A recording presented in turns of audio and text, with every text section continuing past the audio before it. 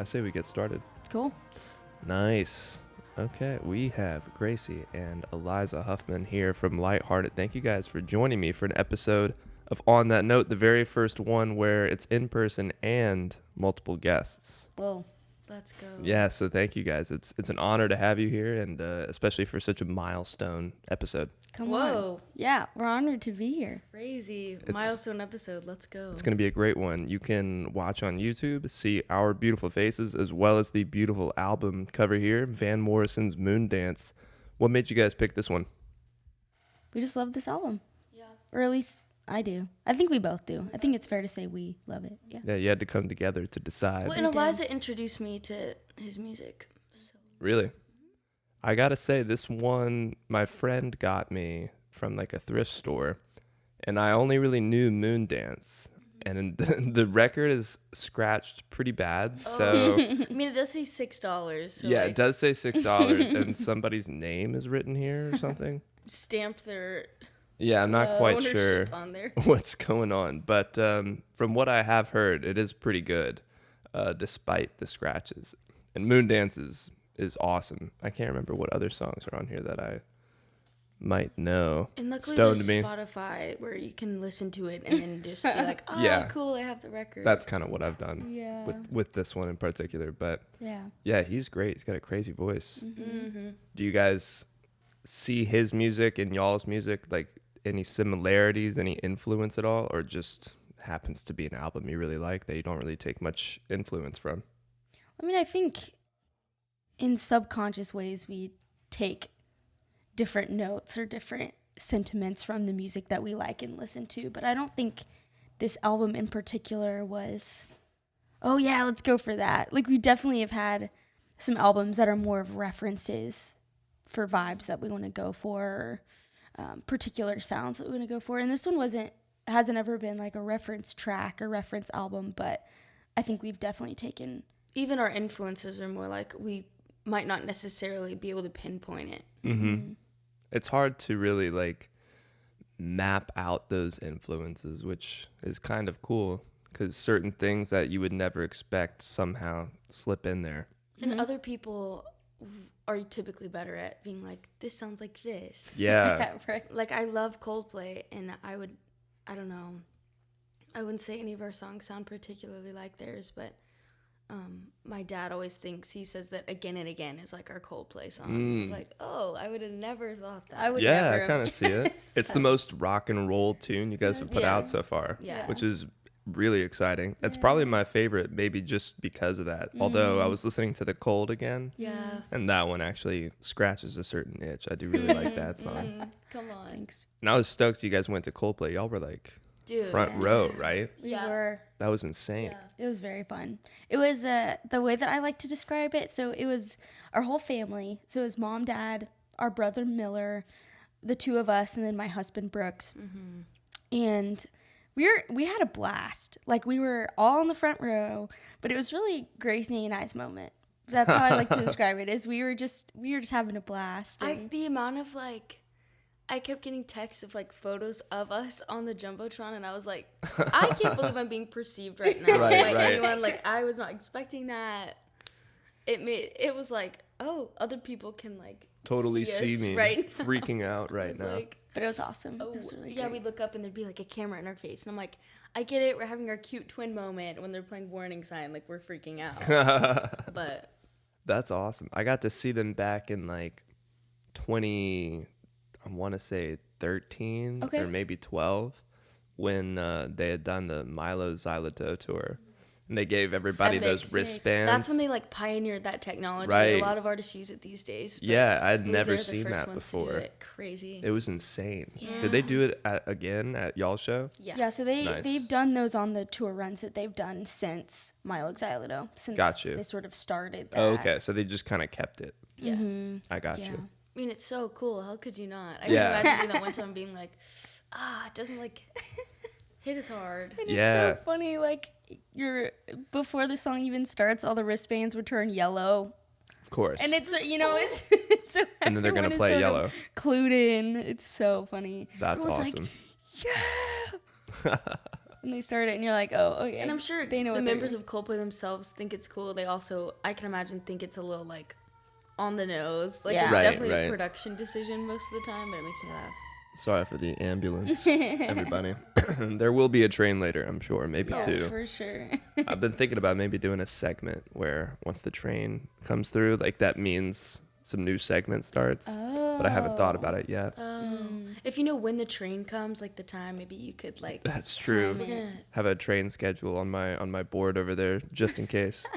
But let's get into Again and Again, absolute banger. Like I said earlier, probably the most rock song in your discography.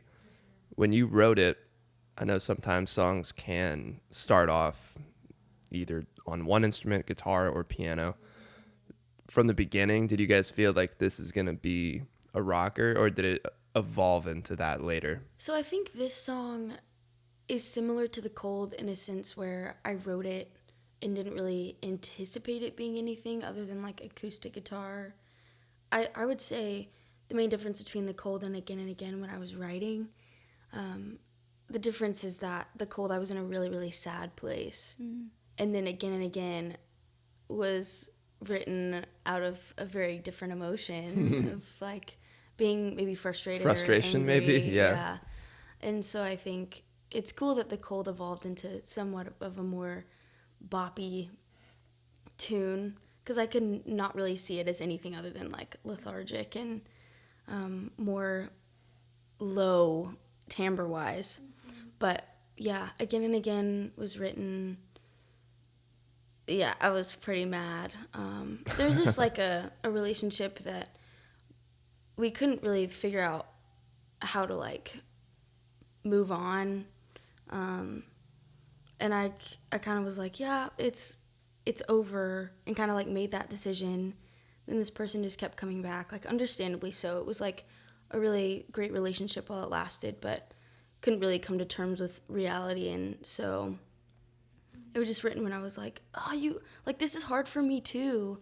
I think that like the lyrics speak for itself. It's a song in which it was hard for me to write because I never felt an emotion so poignantly. And trying to write it, I realized that most of my songs are written in metaphor. Like Wild Woods is entirely metaphorical, like about the moon and the sun having this relationship and this draw, and then like a river working its way back to the sea, and that being a form of like people working their way back to each other. But Again and Again just came from a place of like intense like vulnerability, because it was so literal of like, I can't do this. I can't really think about it in any other way than the reality that I'm facing. So, and I remember, so to answer some of the more practical, when Gracie was writing these songs, so Gracie is the songwriter of Lighthearted, but Gracie will come to me with a song when it's sort of the bare bones, like either on piano or guitar, and we'll just sort of play it. And then we'll talk through it. And either, like, I'll come up with something else. Like, and it's cool because our minds operate very similarly, but I have a different kind of affinity for songwriting, and I can get really deep into it without really realizing where I am. And Eliza helps me kind of, like, look around. Like, if I'm working my way into, like, I don't know, I've never thought about it this way before, but I'm just imagining, like, a cave. Like, if I'm working my way into a cave, it's like I can't really work my way back out of it. And so Eliza can help me be like, here's where you are. I can see where you're trying to go. Let me help you see the end of what I can imagine you're trying to go. And it's typically correct. Yeah. So she helps me kind of like see past the rut of some songwriting like that I can get into. Anyway. So Gracie comes to me with this song. She's like, I don't really know what to do. It's very different than how I usually write. And she starts singing, and it's on guitar, and it's this very slow. It's not a ballad, but it's just sort of this frustrated, sad. But it was more sad than it was angry. But frustration was definitely there. And she's singing this song, and I'm like, wow, I can see why you're hesitant to share this with even me. Like, she's come to me with some interesting songs. All right. Look, we don't have to get into this a ton, but in COVID, inspiration was sort of limited, especially with your surroundings. And so Gracie comes to me with this song and it's like, yeah, I was just looking around at the bookshelf.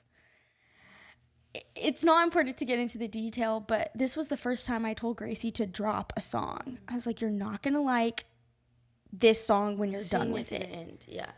And I gave her some references for songs that were similar in my mind, and she agreed and sort of dropped it. But this song, I was like, oh, this is super literal. That other song, it was helpful because I didn't really understand. A lot of these songs are about the same relationship. We're putting out an album very soon, at the end of April. And so is this your first announcement of it? I guess so. Officially. Yeah. Woo, let's go. We got the official album announcement. So exciting. Yeah, you were telling me last night at the show, you were Yeah. like, we got something we're going to talk about. I was like, all right, let's You're like, go. let's do freaking it. go. Yeah. So yeah, I don't know when this will come out, but it's the album is coming out at the end of April, and a lot of these songs that we're referencing are on that album. The Cold and Again are singles off of it, but a song that Eliza, that story she was putting, that song, the sentiments that I was trying to write about turned into Harvester. Yeah. That's another song on our album. I believe it's like third on the record. Yeah. And so... And Harvester took a long time for us to flesh out. Because the metaphor is like a farmer. Yeah, because because it's about the same relationship. like, like all these songs are about similar. We worked through it. And so during COVID, it was kind of me realizing, like, this might not be working, and I don't really want to come to terms with that. And so, yeah, Harvester is literally, like, I imagine myself as a farmer on this, like, field that's just completely dried out. It's a beautiful okay. song, and it Oh, works. gosh, this is, like, Yeah. my livelihood, and I don't know what to do, and it's completely circumstantial. Yeah. Like, whether it's, like, the weather, if it's the climate, if it's just, like, a bad season, it's like, oh, It's out of your control. shoot. Yeah, exactly. And now it's like there's nothing we can do about it. So like the first verse is kind of like, oh gosh, like this harvester. I don't know. I don't know how farming works, but in my mind there's like this harvester character who comes up and is like, all right, like the tax season, I guess. I don't freaking know. But the harvester would come and like make amends for like, okay, you owe me this amount of like barley or corn or whatever. I don't know. But I just imagined like this metaphorical like person coming and being like, all right, where are the fruits of your labor, so to speak? In this relationship being like, okay, what do you have to show for like this amount of time that you've been with this person? Me being like, I don't know if I have anything to show for it. Like we've just been kind of in this like limbo. And the line So. that depicts or is sort of that moment in the song goes, the harvester is coming, nothing we have can pay the cost. Yeah. But anyways, we Damn. begin it again. So that's Eliza helped me see yeah. beyond like the immediate grappling with that emotion and kind of transform it into something that we're like, I'm very proud of songwriting wise, because it felt like this weird like darkness that I struggled to give a voice to, because the second verse is just And you're talking about again and again. No, sorry. right? Harvester. Or Sorry, Harvester. but Okay. it's No, it's fine. okay. It's fine. Anyway, So Harvester also has a bit of like a frustration kind element of. It's more to about grappling not with like a person, but with like the reality of life, that sometimes things just don't go our way. Like the chorus is like this need of like getting ahead of things and always like, I don't know, like not breaking down under pressure. So it's kind of like It's a little different bigger scenarios. than a relationship. Yeah. But yeah, anyway, keep going. But yeah, so for Again and Again, it's this slow, sad, frustrated but sad song. And I mean, at the time, because whenever Gracie writes a song, it's like, okay, especially when she started writing on guitar, I was like, well, This album I also wrote a lot more on guitar. so it sort of puts Very me out of a unfamiliar job. territory too. Because the only sphere in which we've really operated, I guess up until this point for the most part, is Gracie will write a song on piano, or I'll write a chord progression or something on guitar, bring it to her, and we'll work it out in that space. So her on piano, me on guitar. When she starts writing on guitar, I'm like, well, You're like, now what do I do? yeah, I'm like, what do I do? And so Now you hop on piano. yes, You'll roll reversal. That might have been that might have been a little easier. So what I ended up doing is I remember we were in Tweed. We were recording. We were in a session. Gracie's recording her guitar, and so she's mic'd up. We're hearing her record in live time. And this is, I believe, for Harvester. I was just like playing the like finger picking thing that I would do. Mm-hmm. And I'm sitting there in the studio room tuning my guitar to whatever makes sense. Slap a capo on there and start like making up a part. Now that's like cool and whatever. It like worked. I love the part that came of it. But in a live show setting, no one told me that. In order to replicate it, you kind of have to. That was going to be really tough. Yes. Yeah. And Or like so, Wildwoods is in an open tuning, and then these other parts for the new this songs tuning are entirely is like, other. Yeah. it's like D, G, D, G, B, D. That makes sense. So it's nothing close. I mean, it's sort of close to open D, but it's this own like separate It's its own entity in beast. terms of tuning. And so, anyways, but so a lot of these songs more or less came alive in the studio, and especially for Again and Again. We didn't.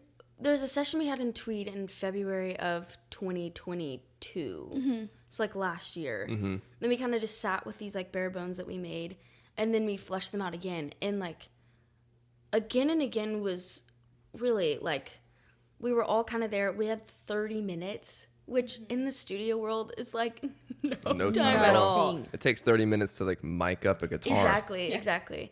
And like it was Aiden, when Eliza and was Tony in the room? I don't remember. But it was like a significant amount of us. And Aiden had to go to work like 5 minutes ago. And he was like, I had recorded, I don't know, I'd like played through it. And Tommy was like, we can make this a beautiful orchestral arrangement, like getting some strings and making it ballady. And I was like, yeah, I think that'd be more my speed. And Eliza goes, we need to make it a rock song. And so we're like, I'm like on the guitar. We have like an SK45, like on my, like just a gritty, compressed vocal. And Tommy like plugs Eliza in, plugs Win in, plugs Aiden in. And we're all just like playing through it. We hit record and we're doing it live, but not in a like isolated manner. We're just all kind of like playing and being like, ah! And Aiden's like, he's used to playing bass in Cloudland at this point, and like it's like a rock show, and it's like amazing, but there's never been like a blend between the two. And he was like, oh, I'm like playing the bass that I'm like, that feels like home for me. Wow. And so we were all just like, when Eliza's coming up with a part, when just like shredding on like so that was a strange moment for that particular reason, is none of us even knew the key of the song. Right. I was like, I think it it's didn't in help D you sharp. tune the guitar to like some crazy. Well, it was like none of us even knew the chords. I didn't know the chords. Key. I just knew what I was Gracie playing. didn't know what to say either, and so we're all just sort of using our ears and like. So it was hilarious, and it worked. Yeah. It turned into more or less of a demo. But a more like built the out actual demo, song doesn't sound that much different. Yeah.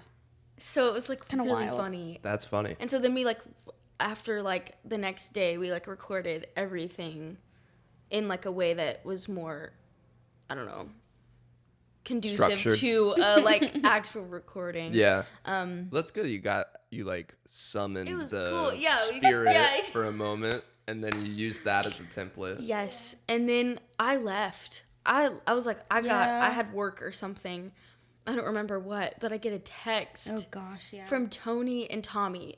They were the only ones in the room, and When you leave them alone, they said, I get a text, we went mad scientist mode. And I was like, oh, what? what does that even mean? Yes. And so then Tommy sends us the bounce. And I'm like, what is that like? There's like a noise. Yeah. And Is I was it a like, thing and then going they, right side into chained it like to my the first vocal. chorus? Yes. Yes. And then it's And like, at the very beginning, I was like, what is that? And they're like, Tommy goes, when Tony broke out the drill, blah, blah, blah. And I was like, not the drill. So they're like, Yeah. so That is what funny. it sounds like. Yeah. so if you, it's like a drill. It I is was like, actually we a did some drill. stuff that I don't even know. Like the second verse, my voice is like, the beginning of the second verse, we love, yeah, there's some. it might be a Tommy effect on it. Troutwine TM. Yeah. little moment. He has like his the box beginning of the sounds second he likes to verse. throw in there. There's a lot of moments in this album of like the beginning of the second verse, like in the cold, like the muffled moment, and then Yeah, I love that part, especially because it feels like you're getting like bundled up like during the winter time, you know? I Like, never by thought the about fire. it like that. Oh my Yeah. gosh, I love that's that. amazing. With like a nice Perspective. cup of coffee, like what we have right now. Yeah. Okay. I Um, feel like we've been all over the place No, because you're I good. derail us. So what would you like to talk about now? No, I mean, hey, that's what this is about, is being able to talk about whatever we really want, go down whatever route we really want to. But I do have a couple questions just about again and again. Yeah. One being, were there any specific challenges, either writing, recording the song? I know writing was a little tough because Yeah. it was so personal and so direct, whereas Yeah. maybe that's not usually how you do Yeah. it. Yeah. And then in the studio, just production-wise, obviously very different from the rest of your stuff. So what were some of the challenges going into this, and how did you navigate that? I would say, honestly, compared to, I mean, especially when you listen to like the EP, so those songs and then the other singles. She's referring to Asking for a Friend that came out Yes. in May Yeah. of 2020. Yes. Those were our first songs, and they're more like They're Chill. very built out. Yeah. There's a lot of components. There's a lot of different treats, is what we kept calling them. Like a lot of, like you listen to This Old Car, Midday Sun. Whenever we would be listening through those songs, whether it was a final mix or a master or even the beginning stages, I felt like I was tired after listening to those songs. I really felt like There's so many- it took you on a journey, Yeah. which was a beautiful part about working with Andrew Bloom's Andrew Huang at the time. But again and again, the point that I'm trying to make is I feel like it genuinely is one of the more simple Yeah. songs. And, It's like in the studio, it came together so fast to where the challenge production wise, I feel like I went into the challenges of songwriting. Like the second verse was harder for me to write because I was like, I don't really know what to say. But so that's what my answer with that would be. But production wise, it was like, are we done? We're kind of looking at each other like, are we done? Yeah. Like we don't. The challenge was figuring out like if we needed to add more things which is because why it came together even, quite quickly. Right. even when the drill came in, I was like, are we trying to add something? You know, it was like, Right. where's the line between we're fine with this being done and it just being more just the elements that we would bring, for example, to a live setting, like In It on bass, Tony Yeah. on drums, Win on electric guitar. In this instance, I'm playing the same lead line pretty much the whole song. It's the I got sick of playing that part, right? Yeah. Same note. And so I would Yeah, say it's a bit shoegazy almost. Yeah. And like the repetition. Yeah. And that's, Right. I mean, I love shoegaze Yeah. stuff. So that it seems sort of like a non-answer or a reverse of what you would think, but really the challenge was, oh, can we be done with this? Like, is this, it doesn't have to be all of these elements are super complex. Like, we can just let this Especially lie when as it Tony is. recorded the drums, like in the outro, he went so hard. We're like, Yeah. it's Tony's moment. so Like, Yeah. it Yeah. would be kind of like a mistreatment of the song to like add a bunch of things.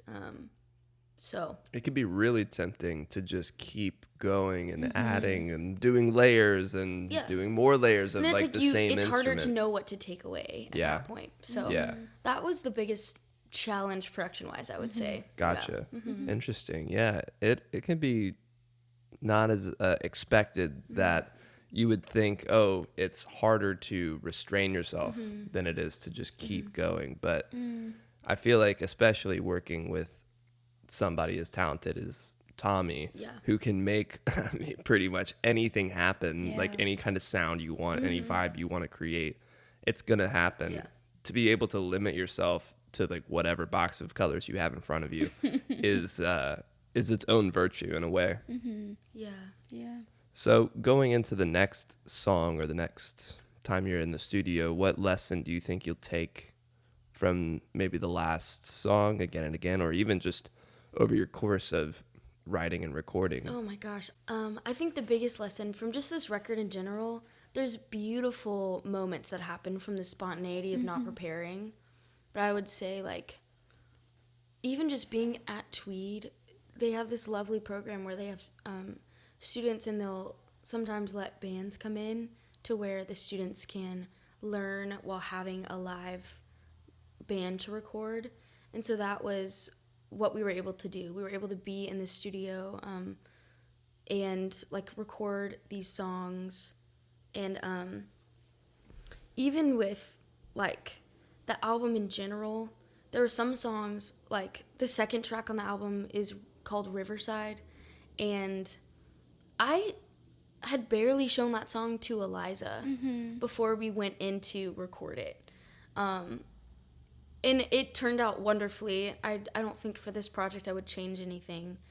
But moving forward, it really showed me it is very important to let everyone in on it and to like come up with arrangements beforehand to where the spontaneity can occur in smaller ways. Where like, oh, like this guitar part I thought would work, but now that we're in the studio, I want to change it slightly to where it can just be more professional. Like after Tweed, we ended up going back and re-recording a lot of things because we'd come up with the arrangement in the studio where we had this like amazing equipment at our full disposal. Then we would play it live and be like, oh, this should be different.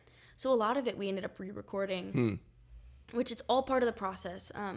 But I definitely would say pre-studio preparation is something that is of the utmost importance and something that I will carry with me for recording in the future to a higher degree. Because we would like prepare as much as we probably knew how to, and we were all students at the time too. Well, and if I may, I just wanted to add a thought to that. I think the challenge for us stepping into not only an album versus the EP that we put out, but there's quite a difference in the time that we sat with these songs. For example, by the time we came around to recording our first EP, Asking for a Friend, we had played live only. Like, the setting in which we were the most comfortable was playing live Also, as a band. I wrote these songs in like 2018. April, in like April of 2019, actually, like maybe the tail end of 2018. But I'm pretty like, I'm like a baby in terms of songwriting. Like I've only been songwriting for almost 5 years at this point, which is like, you know, our friends like Elijah Johnston, Cannon in the Boxes, like they have been songwriting for a very long time. So it's cool to see like even those songs that we've been playing live more, it's still, we'd only been playing them live for like 7 months before we were in the studio. But I'm saying, like, we only had 5 or 6 songs total. And so every single set, and at the time it was Gracie, I, and Wynn. So Tony wasn't a part of the picture yet. But we were really confident and secure in the arrangements that we had because we had played them live. But they were like times. 7 minutes long. So they weren't it. It wasn't exactly on the note because we didn't know what to, you know, how recording even worked. But we knew the parts really well, enough to be flexible or spontaneous in the studio. But the studio was so new to us. We had never stepped foot in a studio before, let alone interacted. We could not play to a click. No. That we would all be such before a hard or behind thing a click. that people and we don't like, understand at first. Yeah. And we also, recording drums was the last phase of recording the EP. No, it was the first. Really? Yeah. I was like, that makes more sense, right? We recorded all the drums first. Okay, that does make more sense. Okay, I couldn't remember. It's like last would be pretty. We made all the demos hectic. first. Oh, that's why my brain is. First? We made demos. Pretty like fleshed out demos. The drums were played over the demos, and then we re-recorded everything. That's why I was like, but we had the like right. Yeah. So granted, in the studio, we had to really. I mean, Andrew was pretty ruthless. He was like, "You don't need this pre-chorus. You don't need this half of this verse." And we were like, "No." So that made me moving forward more confident in my songwriting, being like, "Oh, maybe I don't need to over-explain myself." Oh, yeah. As a songwriter. But it was sort of reversed this go around. We weren't as comfortable with the songs in a live setting or playing them together or with the arrangements, but we were more comfortable in the studio voicing the different effects that we wanted or the different timbre or reference tracks or the parts that we wanted. So it's What do cool you having think more, changed about that? Like, why was this different? just having more experience under our belts as musicians, like playing live together more. I don't know, and I think it made us more confident to be lazy, if that makes sense. like, oh, we fine. Or just let it Good. happen, maybe. And it worked. And also It was trusting the fine. process, Yeah. knowing that like last time, it was great. Yeah. So I think yeah. there's a lot to be had in comparing those two experiences. One, because it's the only two that we've had, especially with bigger projects. We've done, a single here and a single there in different settings. But I think that was, just the interesting part about recording the album, especially compared to a past experience. It was sort of a flip, Yeah. if you will. So It's cool to change things up and try something new because you never know what you'll end up taking with you into the next thing. And some things you realize you don't really need anymore. Or I've been reading this Rick Rubin book, and he was saying how what you think might be the process that you go through, like say you always start with lyrics or you always do this, you always do that. You might just do that because it worked the first time. totally. Yeah. But it doesn't mean that it's the thing you should do every time. Absolutely. Yeah. Do you guys have a favorite part of the creative process? Whether that be the writing, the recording, the releasing, maybe? No, not the releasing. It's rare. It's rarely the releasing for people. Yeah. Oh man.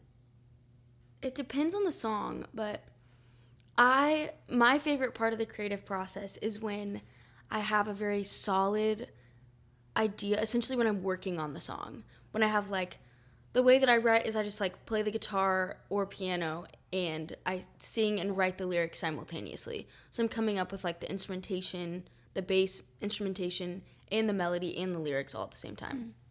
I'll just like put on a voice memo and play and then sift through that later. And so I think after that initial sift through is my favorite because like with Harvester, for example, I had like a 15-minute long voice memo. And then when I was listening through it, I could like, it was just unashamed, like me just like saying whatever came to mind. And then I can look back at it objectively later and be like, what actually out the works? pieces, What are those magical moments? And I remember when I started singing the chorus, I was like, whoa, like this is cool. Yeah. And so being able to like, Surprising yourself is a crazy feeling. yeah. So I was like, I sang that? Like, where did that come from?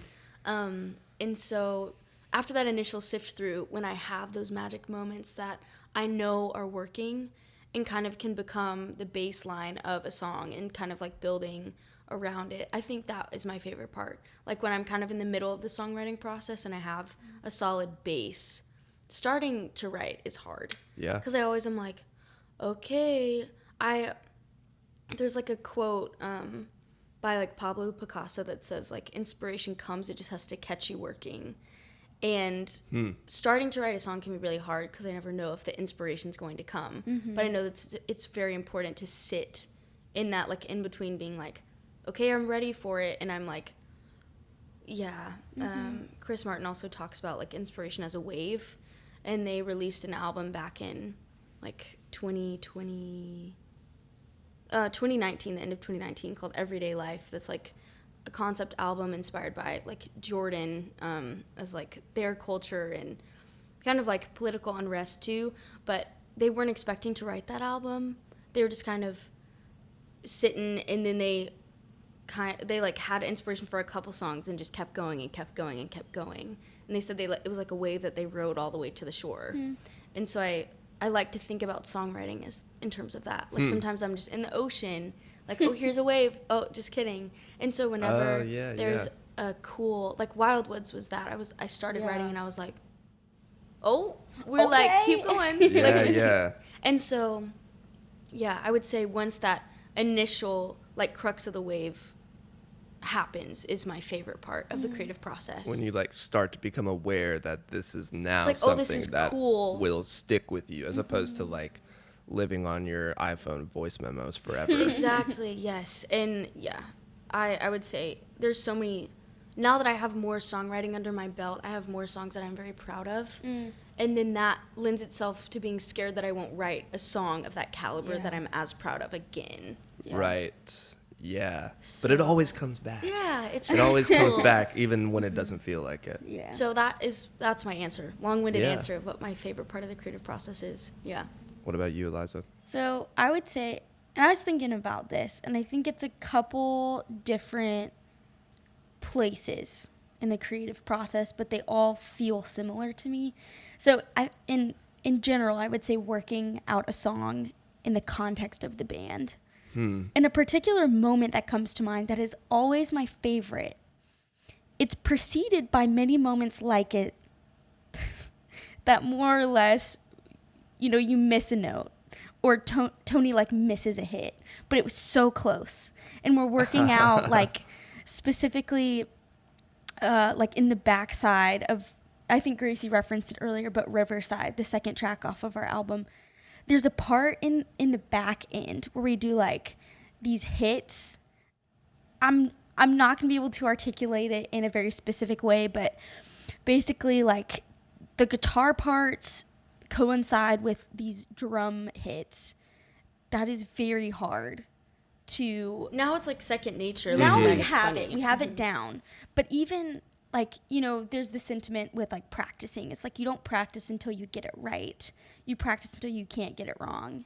Oh. But for us... I've never heard that. Yeah, we don't... Did you just make that up? No. Oh, No, I no, was no, like, no. yo, that's sick. I first heard it from our chorus teacher in high school, Absolutely. Mr. Grevstead, Lars Grevstead. Shout out. A special place in our hearts. We hadn't sang before chorus. No. And I was like, Oh, I'm wow. a scared No. little girl who never sings outside of the shower. Like 9th grade was the first time I Yeah. sang in front of other people.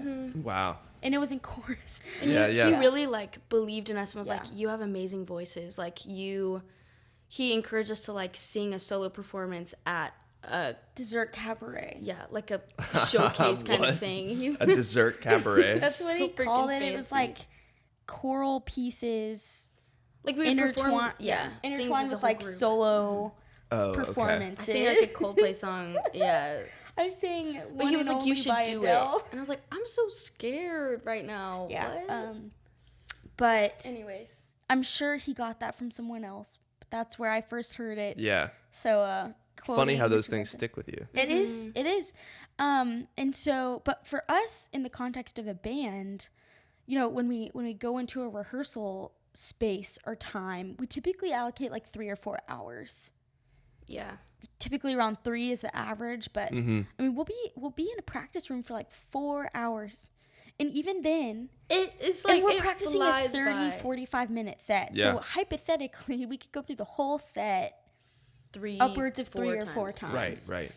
But I mean, even that many times, you can't practice until you can't get it wrong, right? And so there's been moments where we're in a live setting, literally on stage performing in front of people, and we all look at each other, and it's sort of this moment together where we're like, We about to hit this. Yeah. or is this going to be it? Is this going to be the time where we finally nail it? It's not, cynicism, like we're never going to get it, but it's sort of the idea of like, well, we know we've missed it. We know we've gotten it. Especially when we first started playing This Old Car with drums. We, in the live recording, I think it's like the da-da-da-da-da-da-da, like the walk up, walk down. It only, and then it changes time signatures, so it goes from does. like Right. 6/8 to like 4/4. And so the transition happens when it's like the walk up and walk down. I think it happens like 2 times the first time and then 1 time the second time after the verse. And so it was always confusing, and we just like miss it sometimes. And we Right, also we right. don't play with a click as a live band. Like we don't play with in-ears or anything, and so that it's very contingent. Well, first of all, we didn't play with a drummer in For a live while, settings for so a we just while. kinda, like- So we just sort of be like, sort of get it ourselves. Whatever tempo we want. Tap our feet. It didn't matter. Yeah. But when we started to play, like I think the first time Tony played with our band It live, was so fast. It was like It was crazy. It wasn't this old car. What was the joke? It was that it was This old Lamborghini. this like new Lamborghini or something. It was like we were zooming. We're going fast. It was fun. It was a different kind of fun, but we were like really aware of the fact that like we'd practiced one time. Yeah. Yeah. And we'd sat with these songs for a while.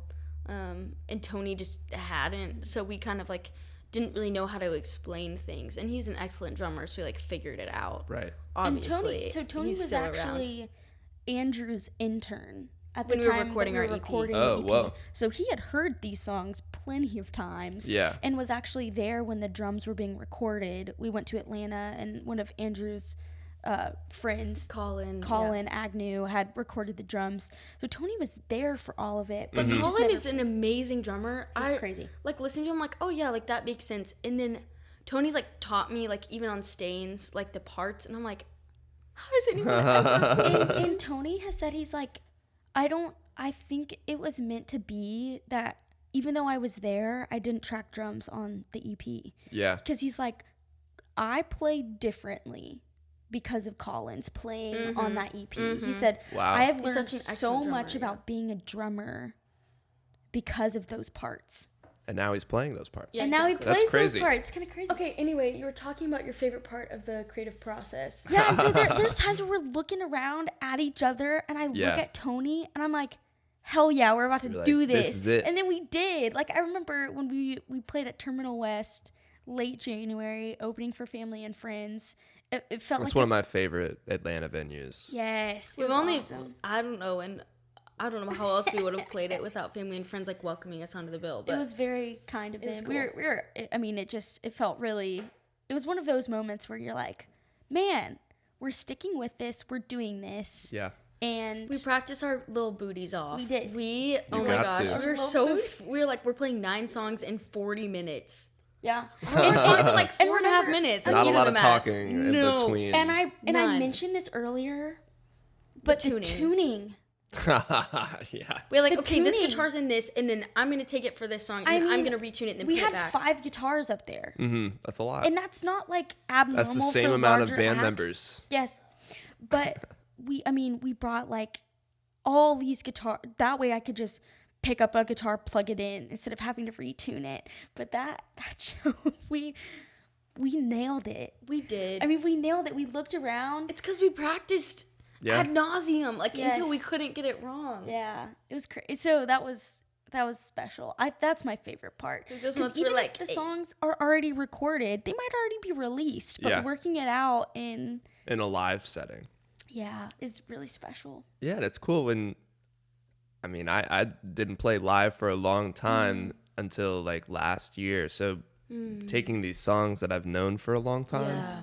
and you hear them literally the exact same way because it's just recorded. And then you actually play it live. And then Tony, who thankfully, lends his time and plays drums for me as well. He, every once in a while, I mean, everybody will, but he's got an ear for last minute being like, what if we tried this? Yeah, totally. Yeah, and then I'm He has like, lots of okay, let's give it ideas. a go. And then it's like this evolving thing that's never really done once Yes. you're doing it live. And it's really fun to try it that Yeah. way. Yeah, that is that's very true about Tony. And something I admire about him is he's all like his brain is always going. Mm-hmm. And sometimes I'm just like, Tony, we can't change the world right now. Right, you know? right, like right. and I love it. I'm like, let's try everything always. Except for when everyone's like stressed out of their mind. Yeah. we do be getting stressed, I tell you what. Especially Gracie and I together. Uh-huh.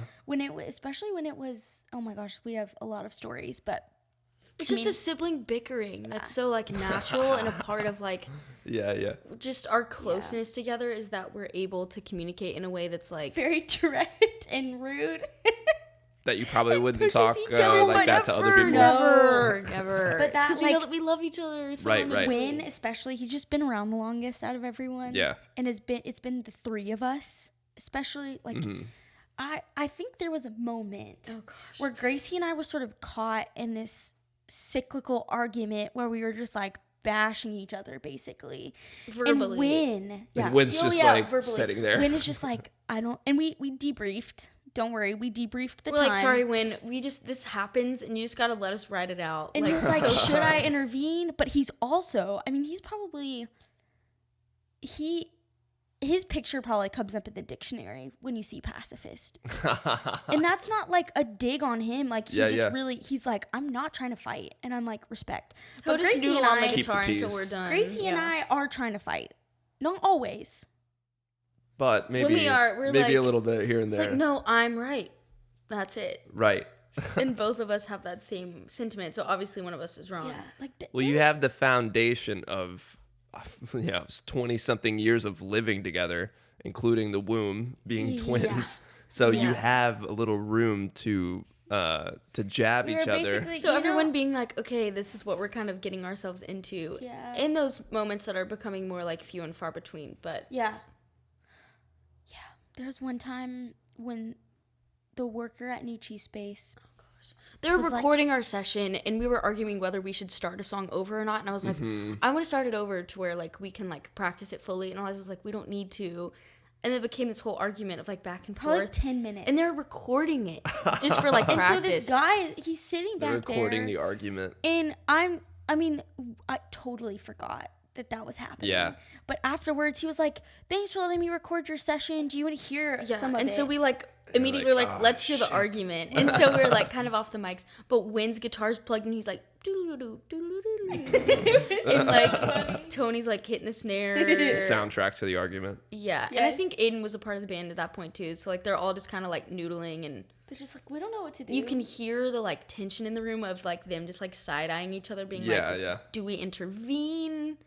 When should so we funny. Should do include that? that as like an outro to a track or something. Be kinda funny. Right. What are you laughing at? I don't over know there? It would Where be it a really is. long outro. It was so long. It was probably like, and was by very that point, I was like, Eliza, we've been arguing so long, we could have easily started the song over. And Right. Played it through twice. So anyway, that was funny. Anyways. You live and But you learn. You know? Yes, What's okay. next on our docket? Yeah. I appreciate you guys have been here so long already. And Hey, that's good. I just don't want Ramble. to. Yeah, I don't want to keep too much of your time. But I mean, this has been awesome. I do have a quote I found from Intersect magazine I wanted to bring up. Oh, cool. They were talking about The Cold, which came out at the end of last year. And they said the production elements of this song are experimental when looking back at Lighthearted's previous work, marking this as a new era for the band. Do you agree with that statement? Yeah.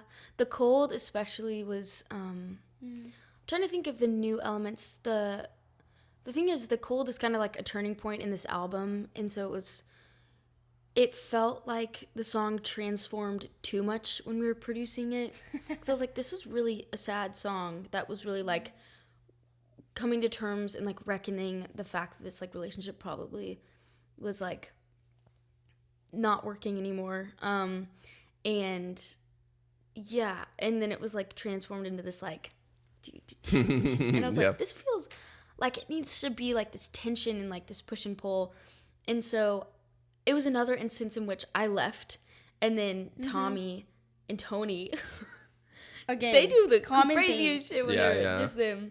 But yeah, I like listened to it, and there's this like muffled drums, and I was like, whoa, this is cool, because it kind of like pulls it back and being like, okay, because like the post chorus is like, I don't feel right, and it's kind of like this pulling it back, being like, oh, like what's going on? Yeah. So it was a cool moment in which we never done anything like that before, and especially like the amount of distortion on the vocal coming into the second verse. Like Tommy and I had a lot of fun with that. We're like, let's have a track where it's like really distorted, and then it like fades into the actual one.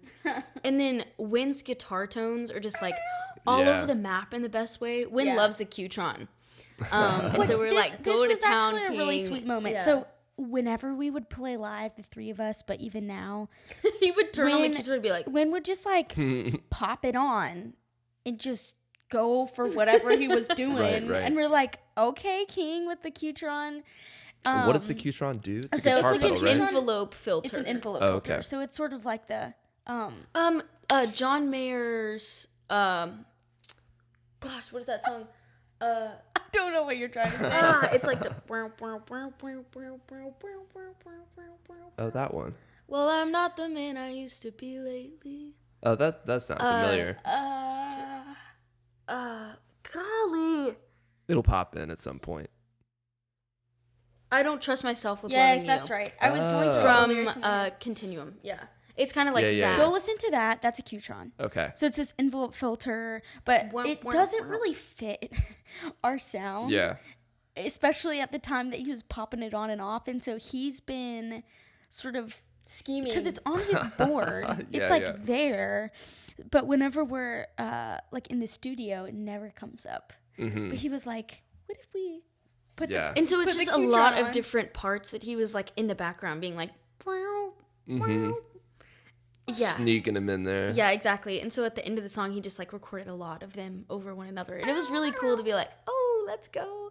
So there's a I'll lot have of to listen that. to it again, thinking about that now.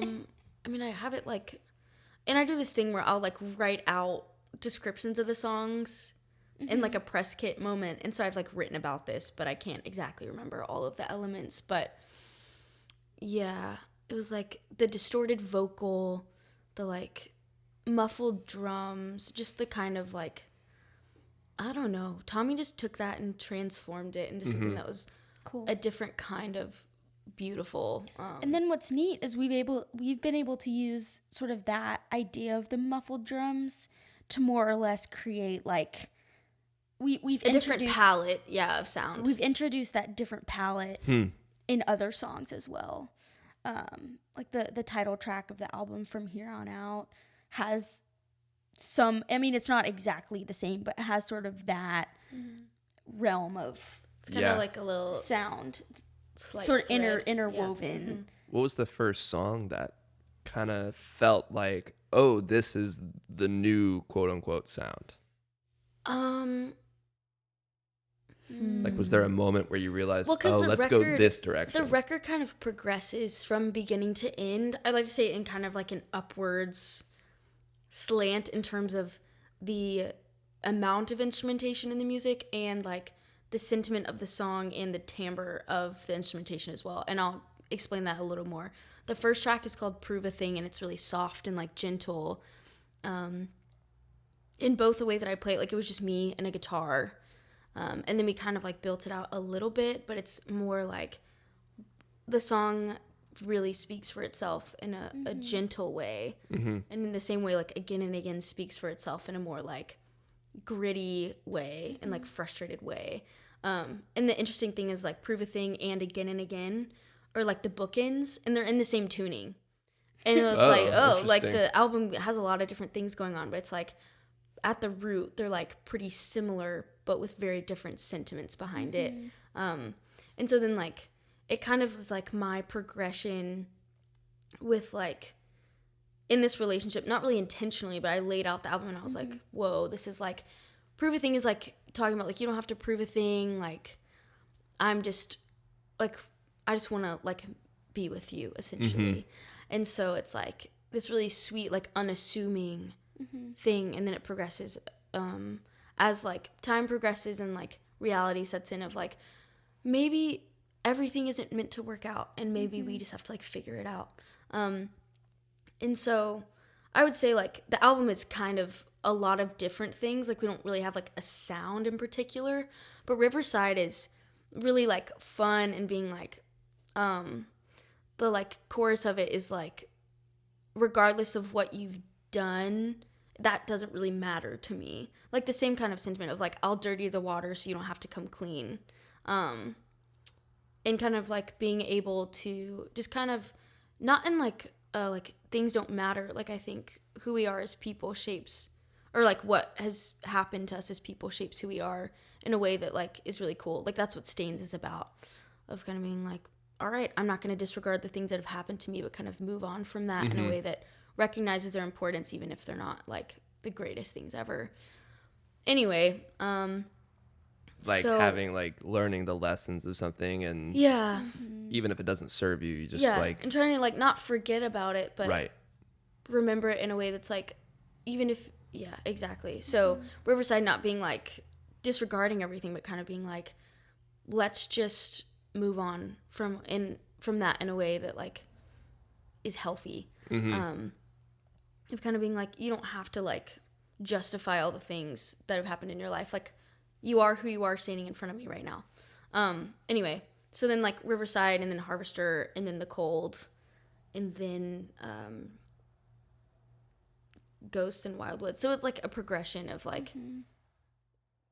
Are I don't Ghost and know. Wildwoods on the album? Mhm, Oh, okay, mhm. cool. So all the I singles had that a we feeling put because they out- all had the same like artwork, Exactly, yeah. similar. Mhm. You know? And all the artwork are when we were at home for like a while during COVID, we were like doing some cleaning, found like a fat stack of prints that our mom had done Back in high school. in high When school. she was in high school. So in like Oh, those are 1988, Your she mom made did all those of in high them. school? Yeah. Wow. So like Ghost, I like added the little ghosts in Photoshop, Yeah, but like yeah. that tree was entirely her work. And then like The Cold was like candy wrappers that she like Oh, put wow. on. crinkled and like scanned. And then Yeah. Wildwoods was like leaves. Right. And then Again and Again actually is like hole punch, like reinforcers. So like Yeah, on a yeah, piece yeah. of paper, the holes they'll like reinforce That's it. wild. It was cool. Like Mom, after I'd been like, I was oh, this wondering like what looks those cool. were. It was like they Yeah, look like it's lifesavers. like the Yeah. actual print is like textured to where if you look at it flat, it's like there's little bumps in it because they're the actual. It's actually on the print Oh, itself. okay. Yeah. And that That's was cool. interesting because it's like the whole song is me having like reinforce a decision I already made and like reinforcing a message. So it was like the little reinforce. I didn't Did know you that. think? I was gonna say I you probably know didn't that, even and think I was about like, that until what? after. This is like meant to be. So anyway, I would say the album has a lot of different sounds, but it's us playing to what the song needs. Like Riverside is very folky. Yeah. Has like it's banjo driven. Very. Cannon Rogers of Cannon in the Boxes actually like Shout out. plays harmonica on it, which is really Oh, exciting. Very nice. Like I like to it's like our folkiest song for sure, which makes me really happy.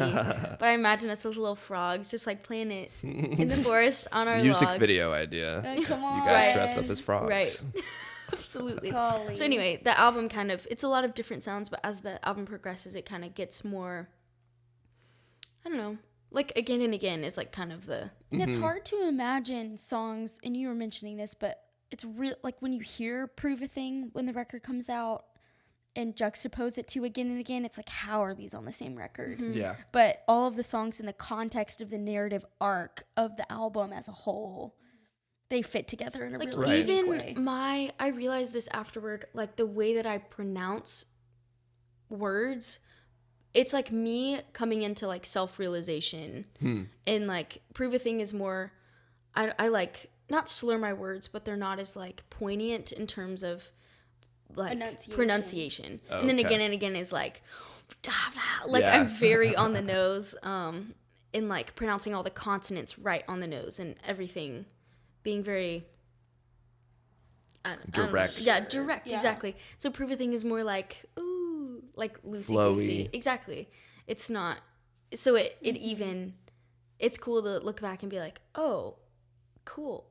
And there's so many things like that that you just won't notice until you have sort of stepped away. Yeah. And then you give yourself time to think, let it breathe, and then you come back and you're like, oh, I didn't even intend to write this, to have the album cover be like the reinforcers in this Yeah, song, exactly. and then It's you're so like, oh, funny. shit, like, Yeah. So I wouldn't say Again and Again is like a projection of what our next project will be.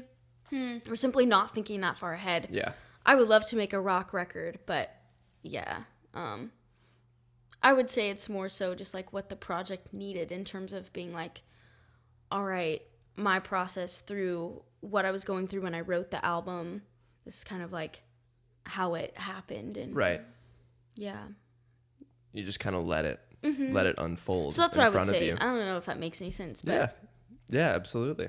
so Cool. Well, are you guys ready to do the last 5 here? Let's do it. sure. All right, cool. So this is not a new segment, but a new way of doing it. There's a lot of firsts here today. Oh, cool. First multi-person in-person episode. Plus, go.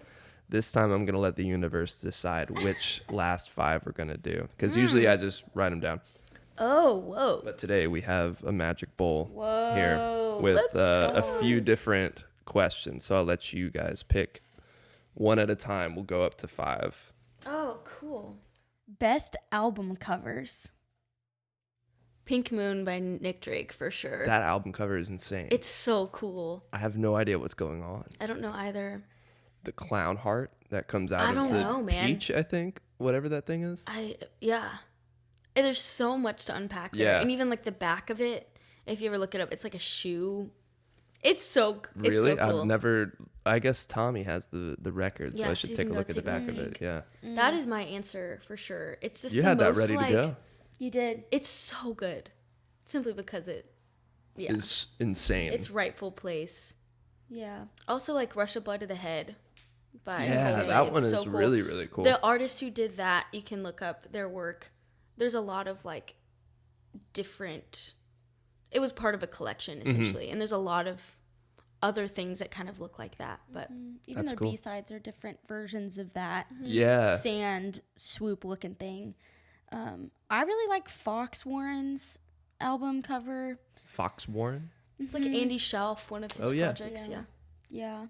Yeah. I mean, Cool. especially it's that like album his, is like so another good. band. All right, we he's should in. ramble. Yes. We could ramble all day, but We I could. think those I are know, our I know. answers. Should I pick another Number one? two. Yeah. Okay, So we'll do 5 total. So this Cool. one's number 2. Word. Best/worst decade of music. Oh. What? So you can totally just trash a decade if you want. The 70s were awesome. 70s were great. Like tail end of the 60s. Like I would say, Yeah, pick 68 to a like decade, like- 78. yeah, like or like 67 to Mm-hmm. 70. That's like 1 year off, but yeah, I love that decade. Yeah, a lot of crazy things happened because like the beginning of the 60s is still like pre-Beatles, so there's not really like crazy stuff yet. I feel like Yeah. mid 60s is when things started getting like interesting. I don't know. to I don't me. think there's a worst decade of music. I think there's always. The pacifist answer. No. That's fair. I Well- say 80s. Just say fuck it. Fuck it 80s. If I had to, probably, but yeah. I feel like there's good music from every decade Yeah, too. So it's a dumb question, but it's no, fun. it's not a It's dumb fun to question like. at all. It's kind of fun to just shit on Yeah. a decade. That's fair. Number 3. In the studio or playing live? I don't like to be perceived. Gracie. So the studio, for yeah. sure. Just disappear. Yeah. I don't know. I like playing live. Yeah, that's my 50-50 preference. It's hard for me being a keys player. I'm like, what am I supposed to do? Gotcha. Still working. I mean, I think my stage presence has become more and more like transparent of who I am as a person. Yeah. I like the studio because you get to make something like It's from a very scratch. cool. It's you a know? very cool process. Not just because I want to hide behind a microphone. right. Well, I mean, Definitely I'm like, not. I love my pedal board. I recently, like over the course of the past like 7 months, have totally like redone. Not totally.